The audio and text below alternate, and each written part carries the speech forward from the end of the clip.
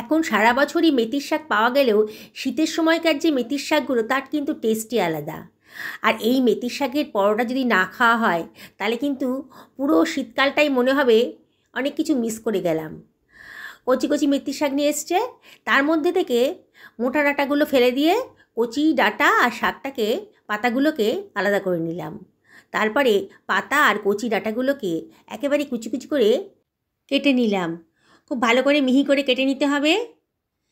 আর মোটা ডাঁটাগুলো তো আগে থেকেই ফেলে দিয়েছি, যা ডাঁটাটা আছে এগুলো হচ্ছে একদম কচি। খুব সুন্দর করে এগুলোকে কেটে নিয়েছি। মেথির শাকের গন্ধটাও কিন্তু খুব সুন্দর। আমি এখানে 3 বাটির মতো ময়দা নিয়ে নিয়েছি। আমি এটা ময়দা দিয়ে করছি, আপনার ইচ্ছে করলে আটা ময়দা মিশিয়ে কিংবা শুধু আটা দিয়েও করতে পারেন। 1 টেবিল চামচ মতো লবণ আর 3 টেবিল চামচ মতো সাদা তেল নিয়ে নিয়েছি। নিয়ে সব কিছু ভালো করে মিশিয়ে নিচ্ছি। খুব ভালো করে মিশিয়ে নিতে হবে।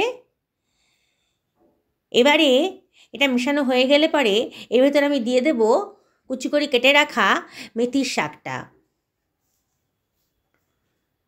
মেথির শাকটা দিয়ে দিলাম। এবার মেথির শাকের সঙ্গে ময়দাটাকে ভালো করে মিশিয়ে নেব। এইটা খুবই টেস্টি হয় পরোটাটা, আপনার বাড়িতে অবশ্যই ট্রাই করবেন। এবার অল্প অল্প জল দিয়ে আমি একটা ডো বানিয়ে নেব। অল্প অল্প জল দিয়ে আমি একটা খুব সুন্দর একটা ডো বানিয়ে নিয়েছি। ডোটা বেশি শক্তও হয়নি, খুব নরমও হয়নি। এবারে 1 টেবিল চামচ মতো সাদা তেল দিয়ে আবারও ডোটার গায়ে ভালো করে মাখিয়ে দিলাম, যাতে ময়দা মাখাটা বেশ সফট থাকে। এবার আমি ঢাকা দিয়ে রাখলাম।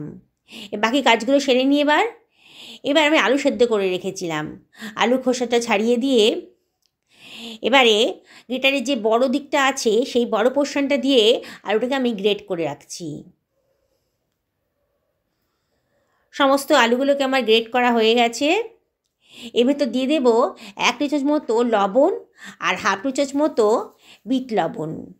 বিট লবণটা দিলে খুব টেস্ট আসে। আর কালারের জন্য 1/2 টেবিল চামচ মতো হলুদের গুঁড়ো দিলাম। আর দিলাম 1 টেবিল চামচ মতো ধনের গুঁড়ো, 1 টেবিল চামচ মতো জিরের গুঁড়ো আর 1 টেবিল চামচ মতো লঙ্কার গুঁড়ো আর 1 টেবিল চামচ মতো ভাজা মশলা। ধনে, জিরে, দারচিনি আর শুকনো লঙ্কাকে ড্রাই রোস্ট করে এটাকে গ্রাইন্ড করে নিয়েছি। এই মশলাটা যেমন টেস্টি তেমনি গন্ধযুক্ত। এর মধ্যে দিয়ে দিলাম 1 টেবিল চামচ মতো চাট মশলা, কতগুলো কাঁচা লঙ্কা কুচি আর খানিকটা ধনেপাতা কুচি। এবার সব কিছু আমি ভালো করে মিশিয়ে নিচ্ছি। খুব ভালো করে মাখিয়ে নিতে হবে। যত সুন্দর করে মাখা হবে ততই কিন্তু পরোটাটা টেস্টি হবে। তাই খুব ভালো করে এটাকে আমি মাখিয়ে নিলাম। অবশ্যই মাখার পর দেখে নিতে হবে যে নুন টুনগুলো ঠিক আছে কি না। আমি টেস্ট করে দেখেছি, আমার নুন ঝাল মশলাটা সব ঠিকই আছে। এটাকে আমি সরিয়ে রাখলাম। আমি 2খানা মূলো নিয়ে নিয়েছি। আজকে মূলোর রায়তা করব, মেথি আলু পরোটার সাথে মূলোর রায়তা। এটা খেতে খুব ভালো লাগবে। আর মূলোটাও খুব কচি, আমি মূলোর খোসাগুলোকে কেটে বাদ দিয়ে দিলাম। আর গ্রেটারের যে বড় দিকটা আছে, বড় পোর্শনটা, সেটা দিয়ে মূলোটাকে আমি গ্রেট করে নিচ্ছি। মূলো থেকে প্রচুর জল বেরোয়, এই জন্য আমি 1 টেবিল চামচ মতো লবণ দিয়ে ভালো করে মূলোটাকে মাখিয়ে রাখলাম। এবার আমি এটাকে ঢাকা দিয়ে রাখবো মিনিট 10 জন্যে। 10 মিনিট বাদে ঢাকা তুলে দেখুন কতটা জল বেরিয়েছে মূলো থেকে। এবার 2 হাত দিয়ে মূলোর জলটাকে ভালো করে চিপে চিপে বার করে নেব। এবার সমস্ত জলটাকে বার করে নিয়ে আমি একটা বাটির মধ্যে গ্রেট করা মূলোটাকে রাখছি। মূলোর মধ্যে জল থাকলে পরে আমি যে রায়তাটা বানাবো তার সেটা পাতলা হয়ে যাবে আর খেতে কিন্তু ভালো লাগবে না। সমস্ত মূলোর জলটা ফেলে দিয়ে এবার এই মূলোর মধ্যে দিয়ে দিলাম 1/2 টেবিল চামচ মতো লবণ আর 1/2 টেবিল চামচ মতো বিট লবণ, 1/2 টেবিল চামচ মতো লঙ্কার গুঁড়ো, খানিকটা লঙ্কার কুচি আর খানিকটা ধনেপাতা কুচিও দিয়ে দিলাম। খুব টেস্টি হবে। আর দিয়ে দিচ্ছি 1 টেবিল চামচ মতো আমার বানানো ভাজা মশলাটা। আর দিয়ে দিলাম 1 বাটি মতো দই। এই 250 থেকে 300 গ্রাম মতো হবে। এবার আমি সব কিছু ভালো করে মিশিয়ে নিচ্ছি। খুব ভালো করে মিশিয়ে নিতে হবে। এবারে আমি এর ভেতর দিয়ে দিচ্ছি 2 টেবিল চামচ মতো চিনি।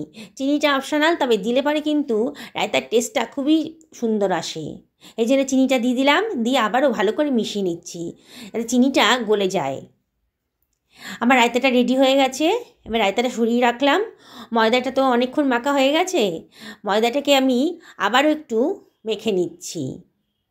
দেখুন অনেকটা সফট হয়ে গেছে কিন্তু।